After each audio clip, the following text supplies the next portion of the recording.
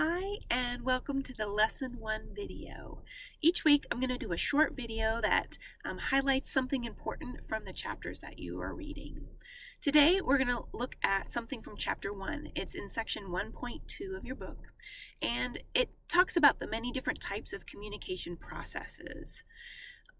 All of them have some similarities, including things like a sender and a receiver and a message, encoding and decoding. So as you read through each one of those communication process models, you'll see those familiar words. What I want to talk about are the things that can become barriers in our communication process. Something that creates less functioning.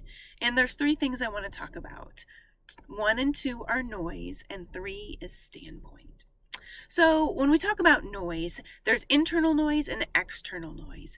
Internal noise is what's going on inside of us that helps to draw our attention away from the communication process and into something internal. It could be we're thinking about something, we're preoccupied, or we're worried. Maybe we had a conversation with a friend and it made us annoyed and we're thinking about that conversation. Maybe we're hot or cold or tired or hungry, and we focus inward on our thoughts or ideas or feelings rather than focusing on the communication process that's happening outside of us with somebody else.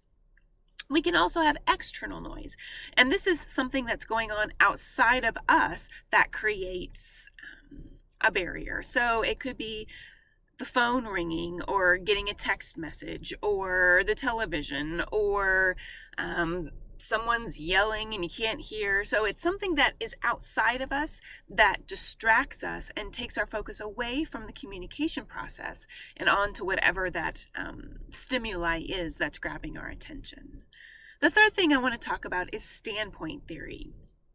And standpoint theory says where we stand makes a difference in what we see. So things like our cultural upbringing, our socioeconomic status, our education, our feelings of power, all of these influence our communication with other people. And we're going to talk about standpoint theory later in the semester, but it really is important to consider when we think about the communication process. So I'll leave you with this question to consider. How can considering these barriers help to improve our communication competence?